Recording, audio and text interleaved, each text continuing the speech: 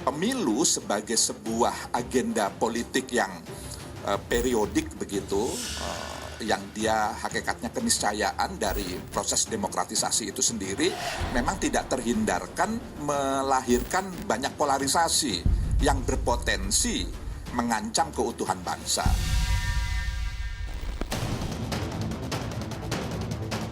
Jangan terinterupsi oleh peristiwa pemilu yang tiap 5 tahunan sering terjadi gesekan.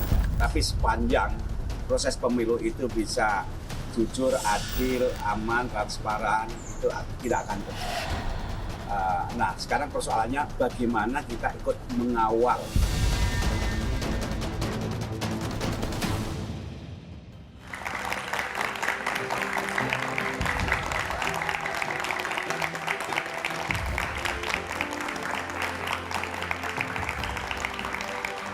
Pemilu 2024 tinggal 4 pekan, namun sejumlah pelanggaran terus bermunculan. Ketika pasangan calon mengaku menemukan berbagai pelanggaran dan saling melaporkan kubu lawan. Kecemasan akan terjadinya beragam pelanggaran disuarakan sejumlah kalangan. Koalisi masyarakat sipil dan Sivitas Akademika pun tak tinggal diam. Mereka menyerukan penyelenggaraan pemilu yang adil, jujur dan bermartabat. Beragam gerakan dilakukan mulai dari membuat berbagai aplikasi guna mengawasi rekapitulasi suara hingga menemui sejumlah tokoh bangsa untuk menyuarakan pentingnya netralitas pemerintah dalam pemilu 14 Februari nanti agar tak ada masalah legitimasi di kemudian hari. Benarkah pemilu 2024 ini rawan kecurangan? Dan sejauh mana berbagai gerakan masyarakat sipil ini mampu mencegah terjadinya pelanggaran dalam pemilu nanti? Inilah Satu Meja The Forum, mengapa pemilu harus dikawal.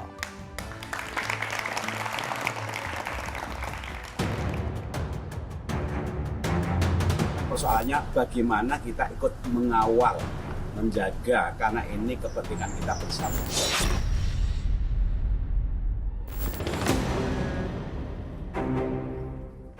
Menjaga keutuhan bangsa dan kondisi jelang pemilu 2024 menjadi pokok bahasan saat sejumlah tokoh gerakan nurani bangsa menemui Presiden ke-6 RI Susilo Bambang Yudhoyono. Kalau ada apa-apa, kalau kondisinya membutuhkan kita duduk bersama sebagai bangsa, gerakan nurani bangsa perlu mengambil perannya. Para tokoh gerakan nurani bangsa ini juga menemui Wakil Presiden Ma'ruf Amin guna membahas pemilu 2024 yang berpotensi menciptakan polarisasi di masyarakat. Ketika keadaan tidak baik-baik saja, yang paling pokok dipertahankan, diusahakan dan dikembangkan adalah persatuan kesatuan Indonesia. Bahkan beliau pakai istilah supaya pengeng itu kuping bangsa kita ini agar eling. Para penyelenggara negara dan semua kita eling. Para tokoh sepakat apapun hasil pemilu nanti harus dihormati dan berlangsung secara jujur, adil, damai, dan bermartabat. Karena kalau tidak bermartabat, kalau tidak damai, itu mungkin legalitas bisa didapat, tapi legitimasi tidak didapat. Gerakan kawal pemilu terus bermunculan dan diinisiasi kelompok masyarakat sipil dan Sivitas Akademika. Bahkan, koalisi masyarakat sipil ini meluncurkan aplikasi Jaga Suara Pemilu 2024 sebagai upaya mengawal tahapan pemilu hingga titik akhir penghitungan suara. Mengapa pemilu harus dikawal? Selain potensi polarisasi, apa saja potensi konflik yang bisa tercipta bila para tokoh bangsa tidak turun gunung ikut mengawal pemilu 2024? Pemimpin yang begini yang harus kita pilih, ya, yang artinya tidak hanya memikirkan kelompoknya saja, tidak hanya memikirkan etnisnya saja, tidak memikirkan agamanya saja, tapi semuanya.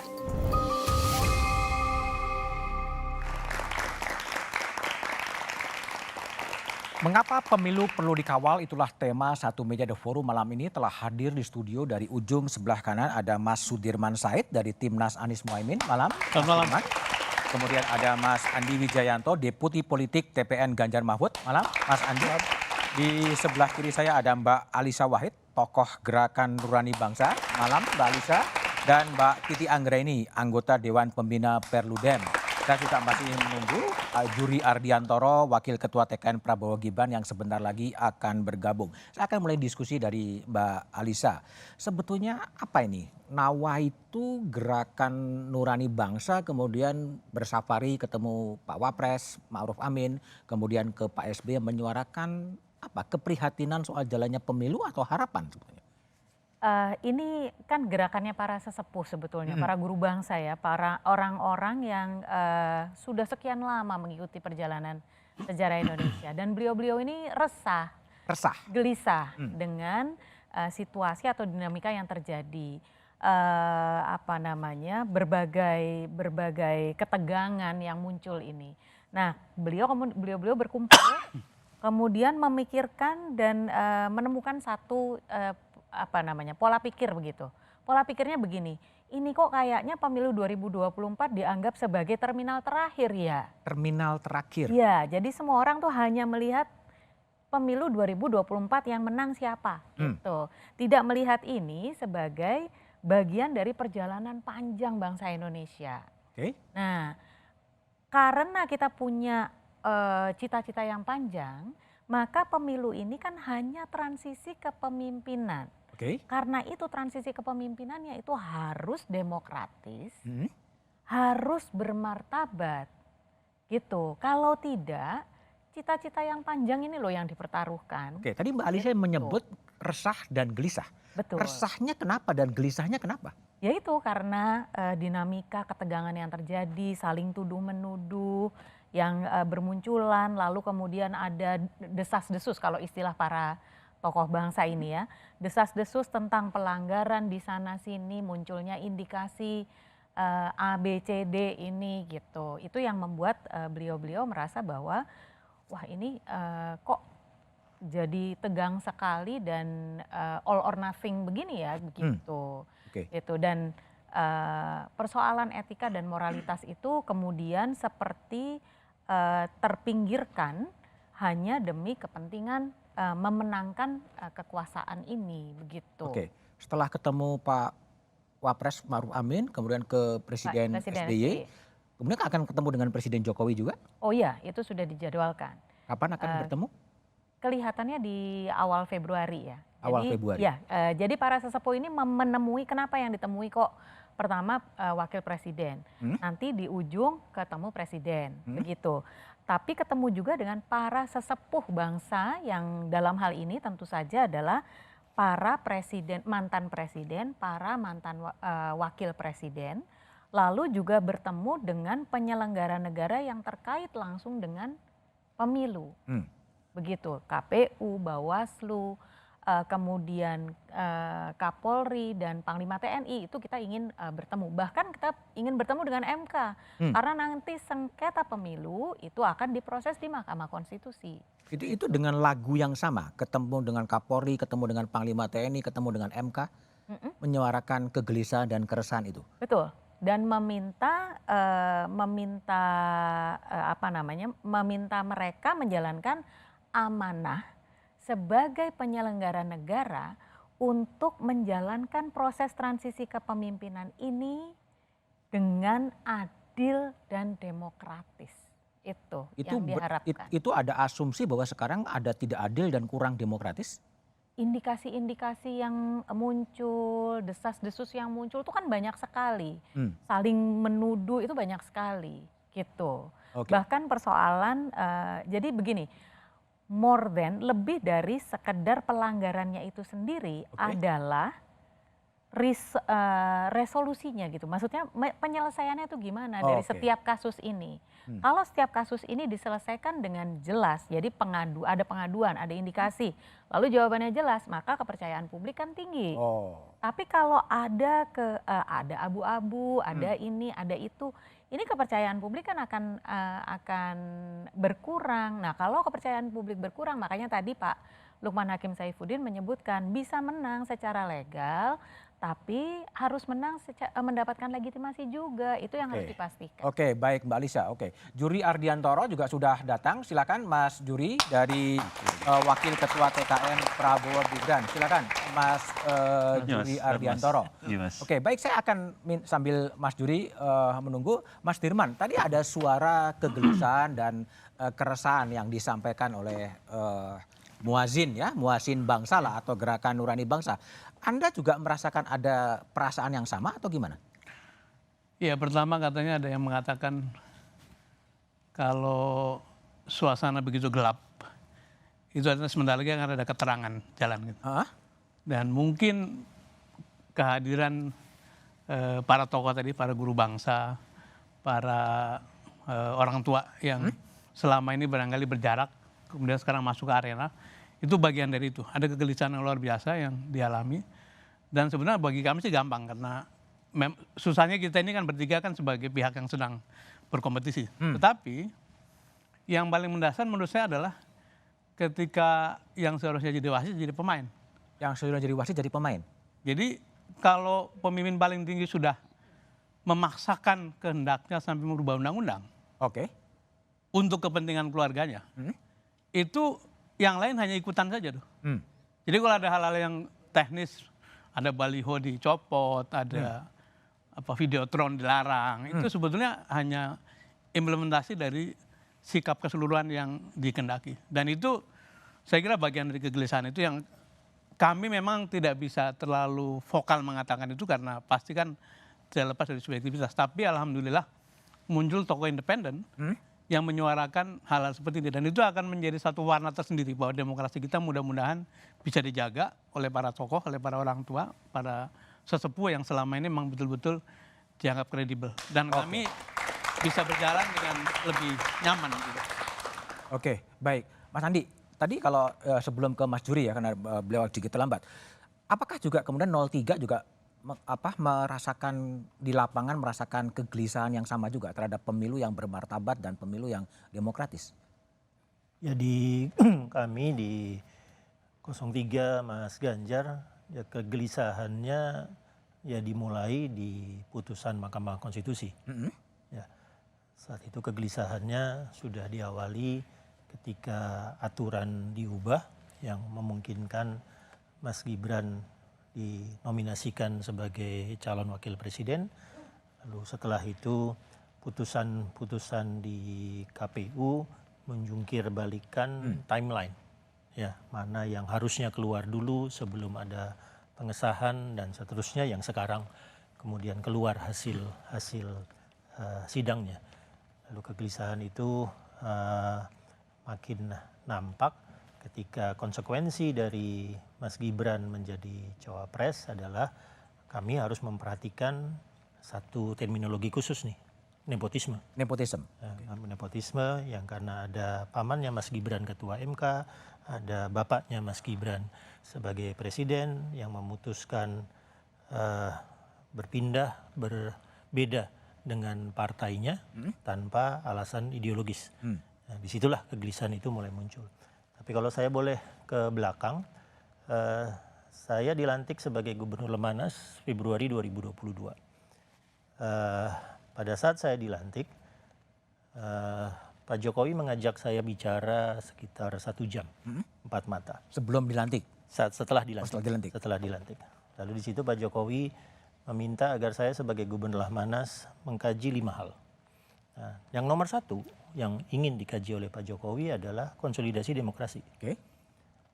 Wawancara pertama saya sebagai Gubernur Lemhanas ya, di media nasional itu diberi judul regresi demokrasi. Regresi demokrasi. Regresi demokrasi. Nah, nanti Mbak Titi bisa konfirmasi bahwa memang kalau kita melihat indeks demokrasi terjadi penurunan yang signifikan ya di Indonesia dan juga global. Ya, ada satu data yang baru saya dapatkan 2 hari yang lalu dari Varieties of Democracy, VDEM. Ya, data itu dikumpulkan oleh berbagai universitas kolaborasi antara Amerika dan Eropa.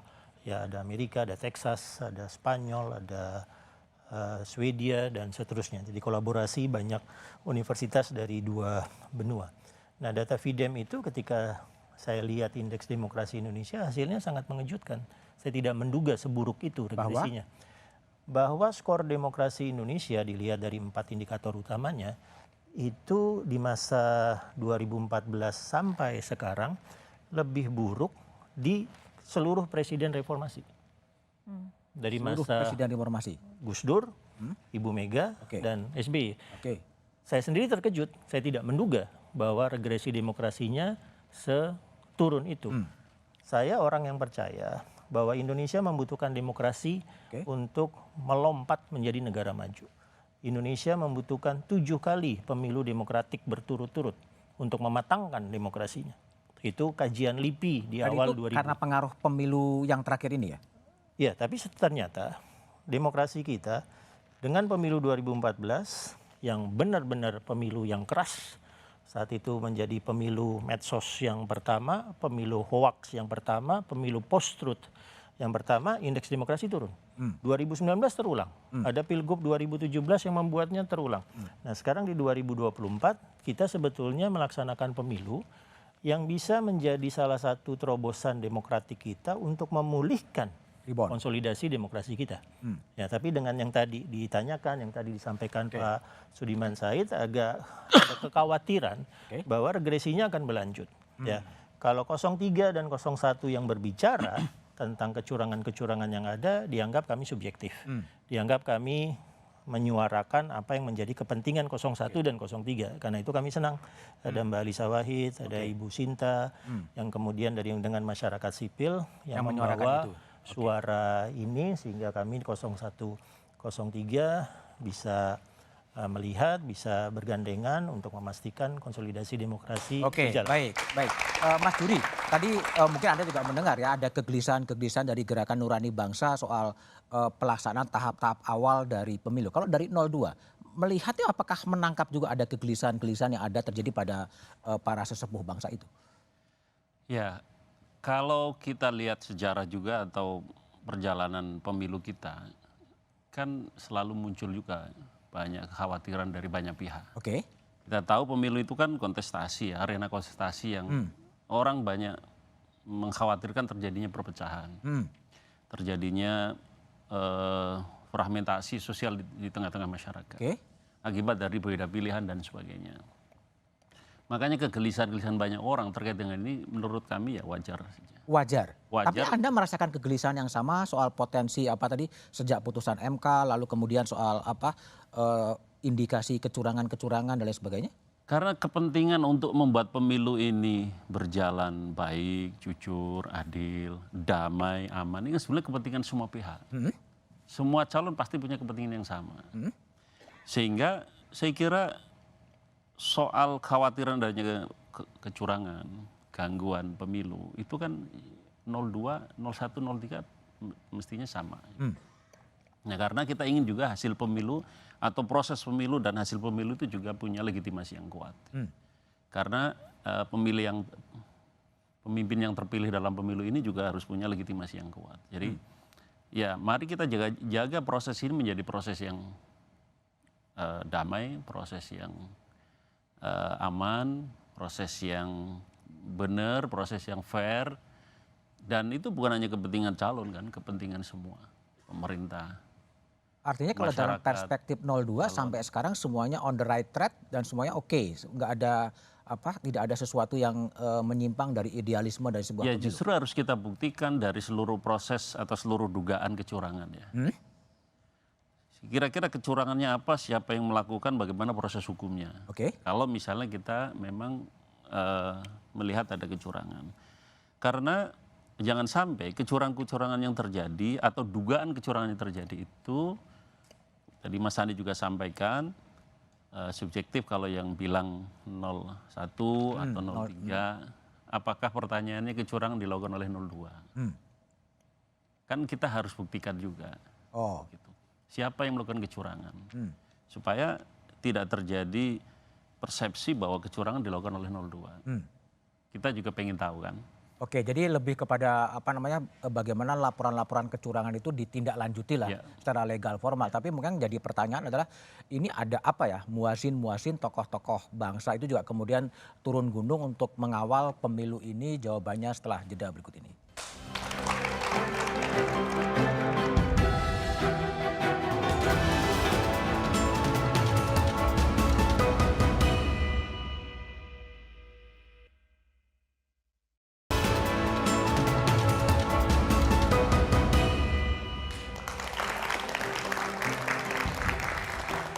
Oke, baik, saya ke Mbak Titi Anggra ini. Mbak Titi ini kan ada tokoh-tokoh sepuh bangsa kemudian turun, dan tadi Mbak Alisa mengatakan ada kegelisahan, ada keresahan.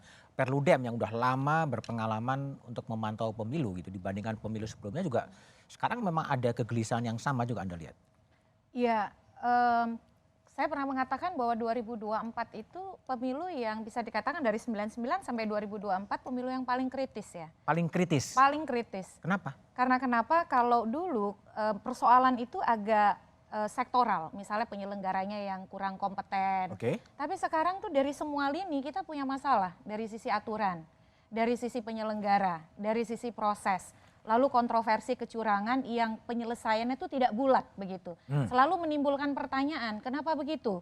Sebut saja misalnya soal di Batubara, tiba-tiba kasus ditutup, baru beberapa hari kita baru kemudian bertanya-tanya walaupun itu rekaman, tetapi tiba-tiba kasus ditutup. Lalu kemudian soal misalnya abdesi, soal kejadian Banpol PP di Garut. Lalu ada lagi catatan-catatan misalnya soal birokrasi di Bekasi. Dan itu selalu kemudian selesai dengan tanda tanya yang sangat besar, menggantung. Nah, sesuatu yang tidak selesai dengan bulat, dia akan terus membawa ekses pada keraguan-keraguan berikutnya. Kalau 2014, 2019 saya ingat betul sebenarnya gerakan serupa sudah ada, tapi panggilan moral untuk menyatukan. Supaya tidak terpolarisasi, supaya kemudian pasca pemilu kembali berangkulan. Sekarang itu bertambah begitu pada bagaimana kita memastikan ini tidak curang. Bagaimana memastikan supaya suara kita tuh murni. Kalau dulu 2014 di era kepemimpinan Pak Juri ya, Pak Juri ketua KPU pada waktu itu di penghujung periode, hasil yang kita hitung sebagai pembanding kawal pemilu itu adalah hasil yang dipublikasi oleh KPU. Berarti ada kepercayaan pada produk suatu lembaga. Tapi sekarang misalnya gerakan Jaga Suara 2024, Jaga Suaramu, Jaga Pemilu, itu bahkan ingin memastikan mereka mengkoleksi langsung dari TPS begitu. Artinya gini Mbak Titi, kalau kembali kepada tadi yang dikatakan ada apa indikasi-indikasi kecurangan, apa abdesi, lalu kemudian yang di Batubara dan lain sebagainya. Ini siapa sebenarnya yang patut diduga melakukan kecurangan itu? Ya salah satu, karena itu tidak pernah, justru karena dia tidak pernah terbuka begitu. Dia tidak pernah selesai tuntas bulat. Tapi selalu ada pertanyaan karena kasusnya keburu ditutup. Ataupun kemudian kalau ada pernyataan ini melanggar tapi bukan kewenangan kami, diserahkan kepada Mendagri. Memihak paslon kemana? Ya kalau disebutkan memang, mohon maaf ya Pak Juri, paling banyak kepada nomor 2 begitu. Dan apalagi kemudian ada pernyataan rentetan presiden akan cawe-cawe.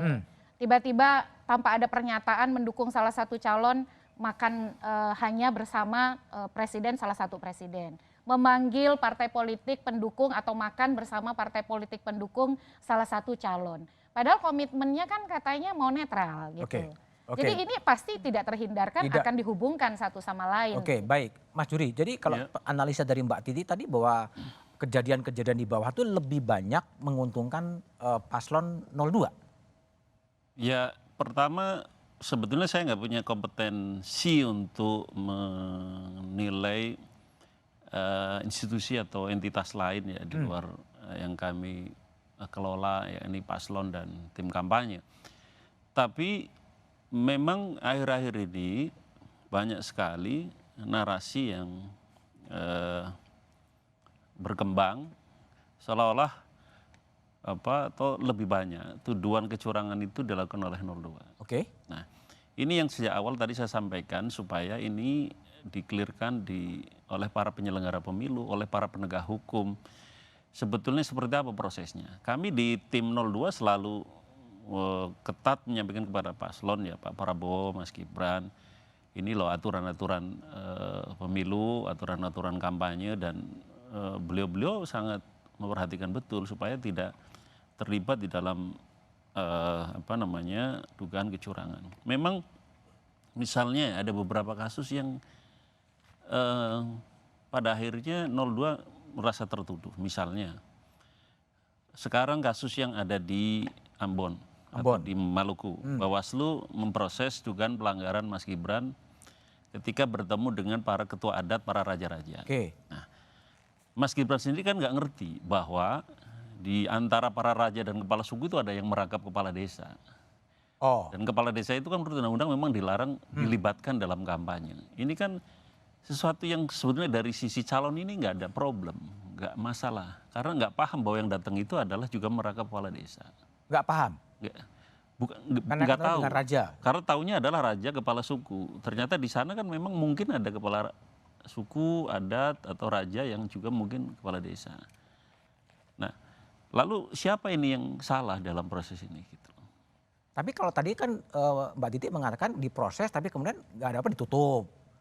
Proses ditutup. Kalau Ambon masih proses. Nggak yang lain lah. Dalam konteks lain kan kemudian ditutup gitu kan. Ada kasus yang juga ganjil menurut kami dan merasa kami juga dirugikan. Kasus di Jakarta, Car Free Day. Car Free Day, susu itu. Di mana Mas Gibran memberikan susu, bagi susu. Oleh Bawaslu dinyatakan, Bawaslu RI dinyatakan bahwa kasus ini tidak memenuhi unsur pelanggaran kampanye.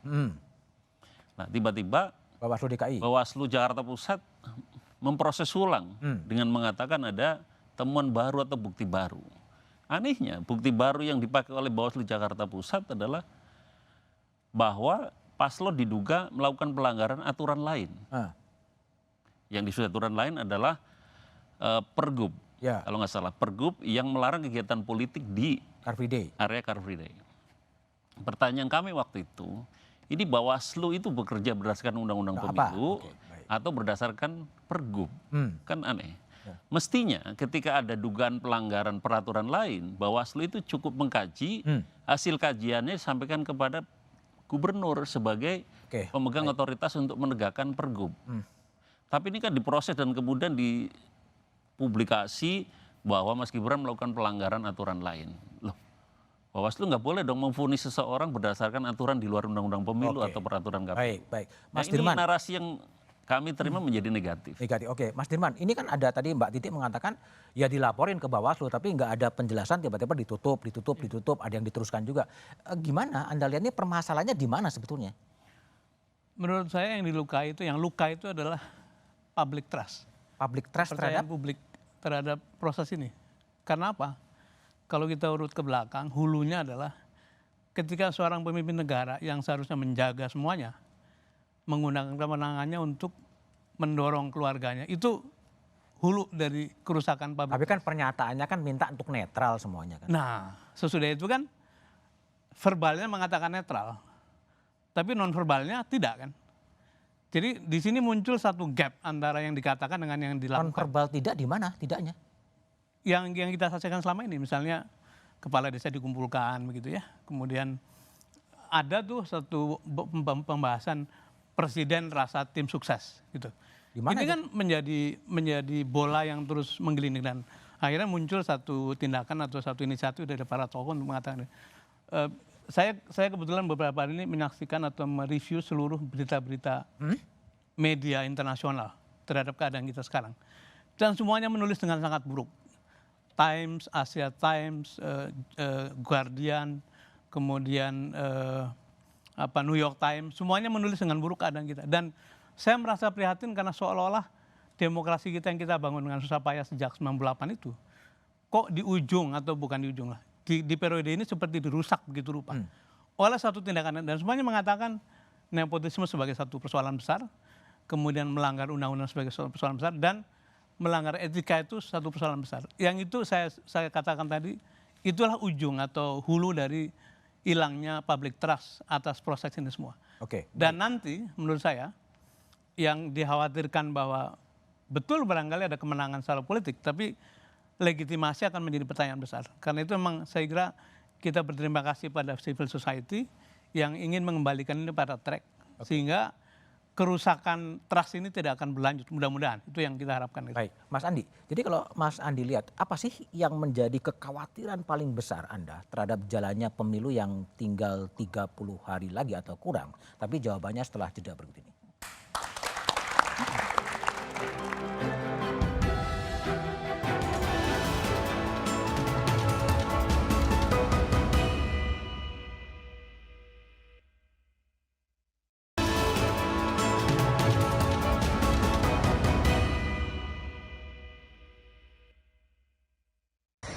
Banyak sekali pelanggaran yang lebih banyak itu dilakukan oleh ASN dan sebagainya. Nah, kita nanti bisa melaporkan pelanggaran yang banyak ini dalam bentuk TSM, terstruktur, sistematis dan masif. Tapi data yang ada sekarang itu belum bisa kita bawa menjadi laporan TSM. Oke, baik. Mas Andi, Ifdal mengatakan kekhawatiran bisa menjadi terstruktur, sistematif, dan masif berkaitan dengan pelanggaran ASN. Itu memang menjadi kekhawatiran dari timnya Mas Ganjar dan Pak Mahfud? Iya, yang kami khawatirkan tahapan konsolidasi demokrasinya berjalan mundur ya. Ya, kalau saya mau sederhanakan ada 3 tahap. Tahap pertama itu ketika kita menginisiasi demokrasi, itu tahun 99, tahun 2004. Tahap kedua adalah ketika kita menguatkan institusi kelembagaan dari demokrasi, antara lain menguatkan KPU. Itu pemilu 2009, pemilu 2014. Sekarang mestinya kita dalam tahap yang namanya deliberatif demokrasi.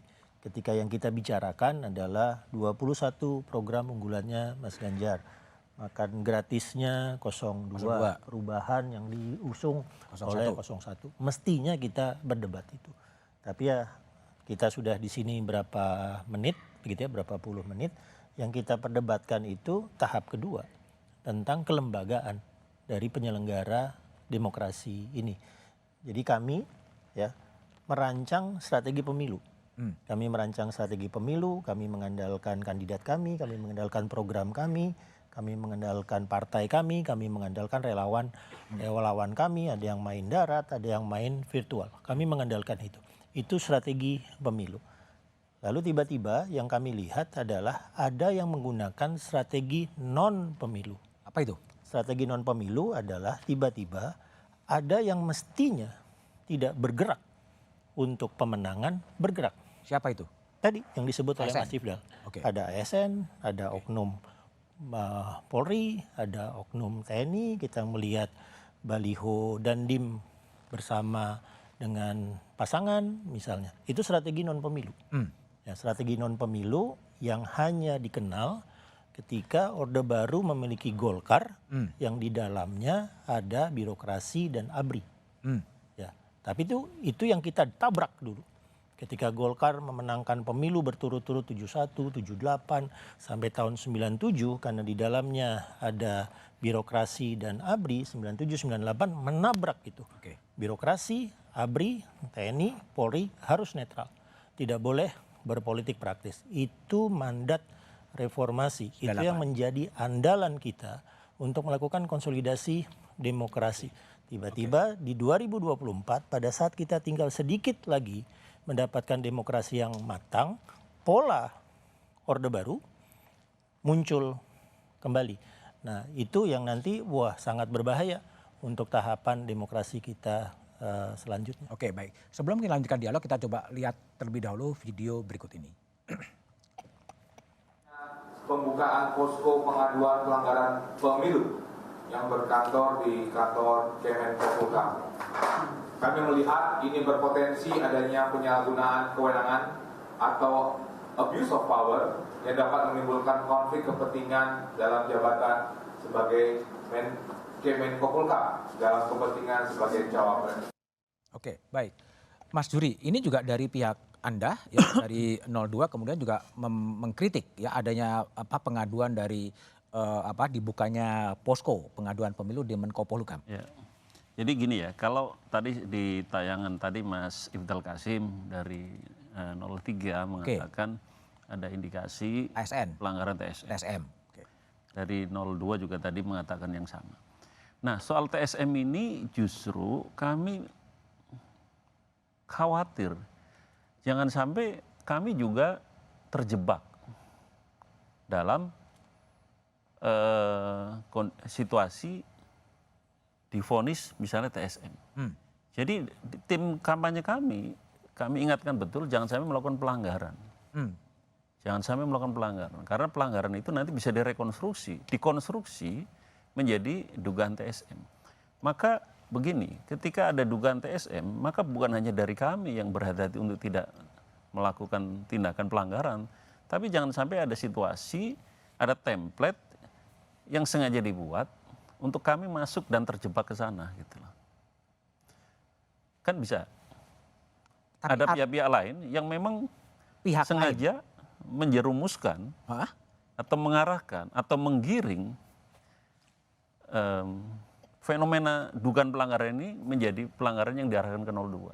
Tapi kalau tadi yang digambarkan oleh Mas Andi soal ada aparat yang kemudian berdampingan dengan paslon yang 02 dan lain sebagainya ini, itu juga di luar kontrol atau Anda merasa diuntungkan atau merasa dirugikan dengan hal yang demikian? Ya tentu kalau ada pihak-pihak yang ingin menempatkan kami dalam posisi seperti itu, ya tentu terugikan dong. Terugikan? Terugikan. Terus apa yang kalau dirugikan apa yang mau dikerjakan oleh 02? Ya kami sejak awal dan sampai saat ini selalu mengingatkan bagi internal tim kampanye atau calon kami untuk berkampanye melanggar aturan. Yang kedua, kami juga harus mewaspadai situasi di mana kami digiring untuk seolah-olah melakukan pelanggaran. Oke. Nah ini yang juga harus kita lihat. Yang ketiga, ini kan banyak sekali aspirasi, mungkin banyak sekali juga dukungan yang nggak bisa dikontrol oleh calon atau oleh tim kampanye. Nah dukungan-dukungan seperti itu yang kadang-kadang bisa jadi kelewat garis. Di luar kontrol dari tim kampanye ya? Nah ini yang disalahkan kami, paslonnya, tim kampanyenya, atau pelakunya. Yang kebetulan pelaku itu mendukung 02. Oke. Jadi Anda TKN sama sekali tidak mengorkestrasi dukungan atau apapun juga kira-kira? Nggak boleh. Nggak boleh begitu ya? Maksud dukungan yang berpotensi Oke, kita coba lihat ya, dengar video di tayangan berikut ini. Sayangnya jelang tahapan menentukan tersebut, terjadi beberapa praktek kecurangan yang semakin masif dan beraroma korupsi. Baru-baru ini, misalnya, terjadi pembagian bansos di beberapa wilayah yang menggunakan dana APBN, tetapi terdapat logo paslon tertentu dalam paket tersebut. Oke, Mas Dirman, itu gimana kelanjutan dari curhatnya Mas Syawgi itu?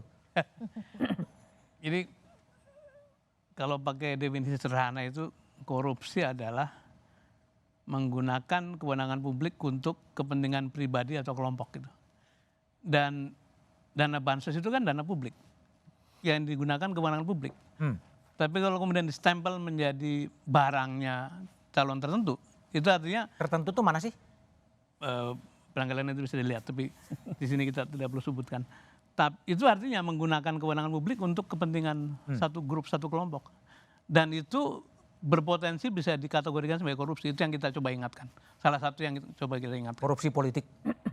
Apapun, tapi itu by definition itu korupsi. Karena dia gunakan kewenangan publik untuk kelompok tertentu. Lalu 01 mau ngapain? Makanya kan kita laporkan. Yang tadi memberikan press conference itu kan ada tim hukum. Dan kita mencatat terus-menerus. Satu persatu kita sampaikan dan mudah-mudahan bisa menjadi gaung. Dan tadi kembali kepada inisiatif dari Mbak Alisa Wahid dan para senior, saya kira kita akan punya pengawal yang kredibel kalau kita menyampaikan hal ini kepada publik sehingga bisa dijaga bersama-sama. Oke, Mbak Alisa, ada fenomena saling lapor ke Bawaslu. Tapi tadi Bawaslu atau ke lembaga penyelenggara lah, tapi kan Mbak Titi juga mengatakan Bawaslu-nya juga tiba-tiba belum terlalu jelas ya, dihentikan. Sekarang ekspektasinya kepada Gerakan Nurani Bangsa nih, harapan besar dari sesepuh untuk ikut mengawal. Iya, memang kami dari begitu kami mulai berkunjung ke Wapres, sejak itu pula begitu banyak aspirasi dari warga bangsa gitu terhadap para sesepuh ini. Hanya kepada Bapak Ibu kami memohon menjadi suara nurani, kami mohon dikawal ini pemilu, itu banyak sekali di media massa maupun pesan pribadi kepada kami ya. Harapan yang sangat besar untuk ikut mengingatkan para penyelenggara negara ini. Dan saya ingin tadi dengan memperhatikan tadi pembicaraan yang tadi, saya ingin mengingatkan bahwa kecurangan itu tidak selalu melanggar hukum loh. Tidak selalu melanggar hukum. Iya, kalau hanya bicara melanggar hukum, yang terjadi tadi itu kasusnya Gus Miftah itu dianggap tidak memenuhi unsur, misalnya. Bahkan mungkin ketika Presiden membagikan bansos, itu apakah ada hukum yang dilanggar? Tidak ada. Tapi masalahnya hukum itu kan harus juga berlandaskan pada etika. Mana yang boleh, mana yang tidak boleh. Ini yang terus-menerus disorot oleh para sesepuh ini.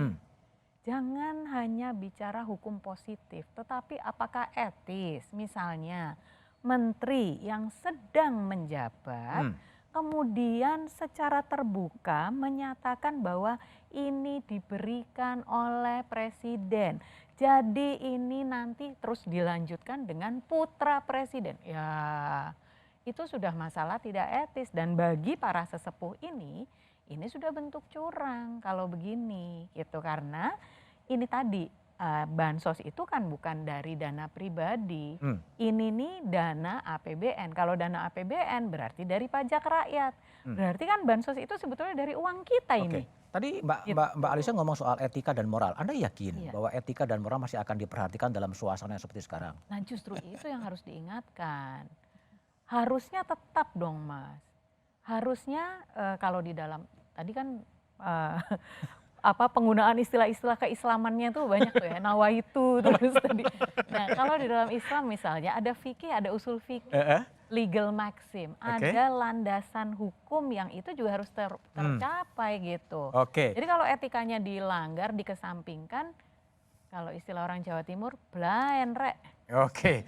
Jadi bagaimana kemudian kita berharap dan apa yang harus dilakukan agar pemilu itu tetap bisa berjalan bermartabat dan jujur dan adil? Jawabannya setelah jeda berikut ini.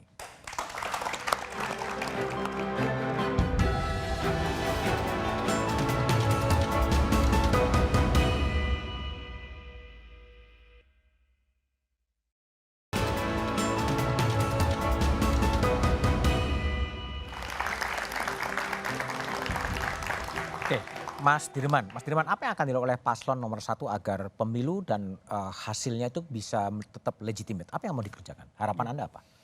Jadi yang pertama sepakat bahwa ukuran benar tidak itu bukan sekedar hukum tapi juga soal kewajaran, soal kepatutannya.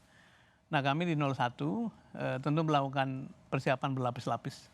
Komunikasi elit terus dilakukan, kemudian dengan KPU, dengan para penyelenggara negara untuk terus-menerus memberikan pesan. Tapi yang penting juga adalah menggelorakan lapangan supaya memang di grassroots itu tampak kesiapan kita untuk mengawasi dan menjadi penjaga. Nah kami berharap betul dan sudah diawali oleh Gerakan Nurani Bangsa, makin banyak civil society yang bekerja dan turun mengawal itu saya kira makin baik. Makin baik. Dan itu kita terima kasih. Mas Juri, dari paslon nomor 2 yang untuk menghasilkan hasil yang juga legitimate, apa yang mau dilakukan dalam posisi sekarang? Ya pertama ya kami dari 02 juga punya kepentingan yang sama ya, bahwa seluruh proses pemilu sampai pada hasilnya nanti adalah satu pemilu yang punya integritas yang kuat, legitimasi yang kuat. Yang kedua, kami mendorong supaya baik calon maupun tim kampanyenya, tim suksesnya, pendukungnya kembali kepada hakikat kita kampanye dan hakikat kita mencari dukungan. Yakni kita kembali kepada bagaimana kita sibuk untuk menyampaikan program dan visi calon dan gagasan kepada masyarakat untuk memberikan keyakinan masyarakat memilih pasangan calon masing-masing. Tidak kemudian kita sibuk untuk berkomentar, kemudian untuk menyerang atau untuk mencari kesalahan calon lain gitu. Jadi kita kembali kepada promosi calon kita masing-masing. Promosi dan gagasan. Mas Andi? Kembali ke hulu akar masalahnya. Ya, kita setelah 50 hari kampanye akhirnya tetap membicarakan masalah etik karena ini diawali oleh pelanggaran etik. Ini diawali oleh nepotisme di lingkungan keluarga. Jalan keluarnya? Presiden. Presidennya yang kemudian harus membuktikan bahwa beliau punya komitmen untuk menjaga konsolidasi demokrasi dengan memastikan netralitas aparat. Ya, itu sebetulnya langkah paling mudah kok untuk mengembalikan sudah dinyatakan secara konsolidasi demokrasi. Ya pastikan yang tadi disampaikan, tidak ada kode-kode tertentu, tidak ada simbol-simbol tertentu, tidak ada pertemuan-pertemuan yang kemudian mengarahkan ke salah satu calon. Tutup itu semua. Tutup semua. Saya membuat media analitik yang setiap hari dulu diterima oleh presiden ya. Kalau media analitik kami benar, maka pada dasarnya publik memang menginginkan presiden netral. Presiden netral. Baik, Mbak Alisa, apa yang Anda harapkan menjelang kurang 30 hari agar pemilu ini hasilnya legitimate? Kembali, pemilu adalah satu fase dalam perjalanan hidup bangsa. Kita ini sedang memilih pemimpin. Dan karena itu proses memilih pemimpinnya itu harus baik, harus bermartabat. Karena itu penyelenggara pemilunya harus memastikan pemilunya juga berlangsung bermartabat. Dan yang lebih penting dalam proses ini, Presiden sebagai pemimpin tertinggi bangsa Indonesia itu memastikan netralitas sejati.